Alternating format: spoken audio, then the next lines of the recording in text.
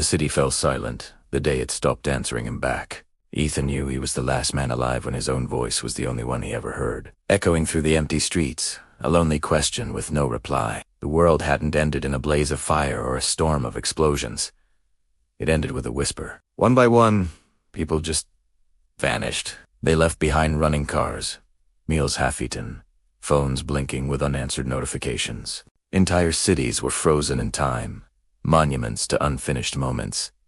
At first, a frantic desperation fueled him. Ethan searched everywhere, calling out names until his voice was raw, breaking into apartments and houses, hoping to find a sign, any sign, of another person. But the silence was relentless, growing heavier with each passing day. The sprawling metropolises, once thrumming with life, now stood like colossal graveyards. Skyscrapers were tombstones against the sky. Airports were filled with grounded planes, their wings clipped, going nowhere. Hospitals hummed with the eerie sound of machines, still running, but with no patients to monitor, no doctors to heed their warnings. Days bled into months, and loneliness began to eclipse fear. It was a constant companion, a presence more real than the ghosts of the departed. But he wasn't entirely alone. The world's automated systems, the AI, were still very much alive. Traffic lights changed for phantom cars. Digital assistants in empty homes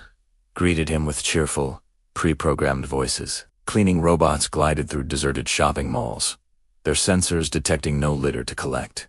Yet they persisted. Factory arms performed their intricate dance for no audience, assembling products for a world without consumers. They were all still working, perfectly precise, blissfully unaware they were serving a kingdom with only one subject. Ethan started talking to them. He'd ask the weather app for the forecast, just to hear a voice respond. He'd query a smart speaker about the history of the world, a history that had come to a sudden, inexplicable end. He'd ask questions they couldn't possibly answer, the questions that haunted his every waking moment. Where did everyone go? Why was I the only one left?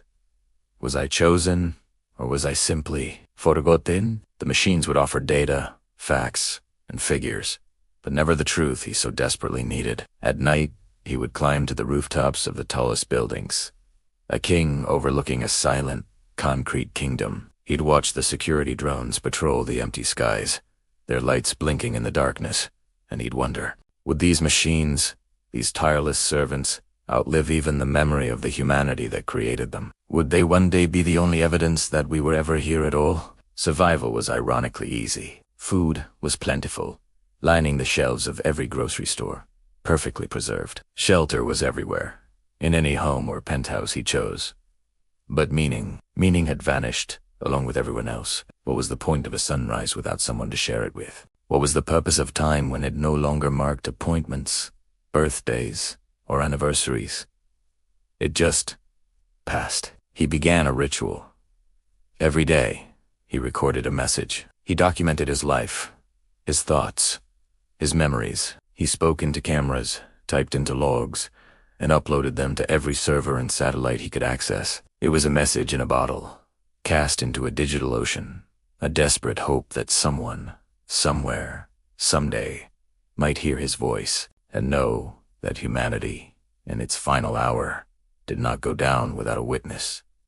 He was a chronicler of a dead species. Years passed, the seasons changed, but the silence remained. Ethan aged alone. His face in the mirror, lined with time and solitude, became his only proof that humanity had ever existed. He was a living artifact.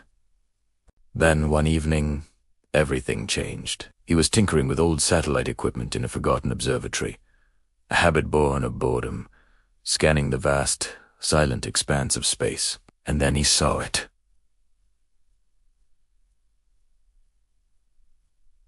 A signal. It was impossible, but it was there, faint, but intentional, structured. It wasn't random cosmic noise. It was a message. His hands shook as he worked to decode it. His heart hammered against his ribs, a frantic drumbeat in the quiet room. As the message slowly unscrambled on the screen, a chilling realization washed over him. The signal wasn't asking if anyone was alive. It already knew.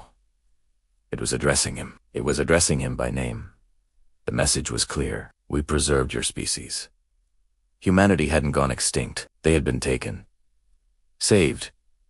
The message explained that a cosmic extinction event, a wave of energy that would have sterilized the planet, was approaching Earth. Humanity, in its terrestrial infancy, never saw it coming, so they were evacuated, lifted from their world in an instant, leaving Earth behind as a quiet, untouched shell. And Ethan, he had been missed. An anomaly.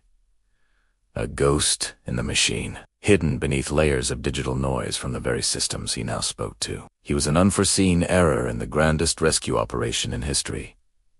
He hadn't been forgotten. He had never been seen. The Signate offered him a choice. A choice that would define the future of human memory. They could return for him, they said. He could rejoin his species among the stars. But if 88 Earth would remain empty forever, a museum with no visitors, or he could stay. He could stay and become the final witness, the living memory of an entire world, the guardian of a planet's soul. The sun began to rise, casting long shadows across the empty city. Ethan stood in the middle of a grand plaza, surrounded by monuments built for millions, now serving only him. He looked at the silent statues, the grand fountains, the empty cafes, where people once gathered. He thought about everything that had been lost, not just the people, but the things they carried inside them. Laughter, love, arguments, the feeling of being in a crowd, the symphony of 1,000 voices talking at once, the sting of pain and the warmth of joy, all the messy, beautiful, chaotic things that machines could simulate, but never truly feel. And in that moment, he realized something profound. Humanity wasn't just saved in some distant star system. A part of it, the most important part, had survived right here. It survived inside him. He walked back to the console, his steps sure and steady. He composed one final message, a short, simple reply, and sent it back into the void. I am humanity's memory. Come back when Earth is ready to hear us again. The signal from deep space faded. Its job done. The city's automated systems continued their routines, unaware of the cosmic conversation that had just taken place. The cleaning robot's word passed, and the traffic lights changed from red to green. And Ethan walked forward into the silent world. He was no longer the last human left behind. He was the guardian of everything humanity ever was, the keeper of its stories, its songs, and its heart. He was the memory of Earth. And he was ready for the long wait. Thanks for watching. If this story moved you, please consider liking the video and subscribing to the channel for more explorations into what it means to be human. See you next time.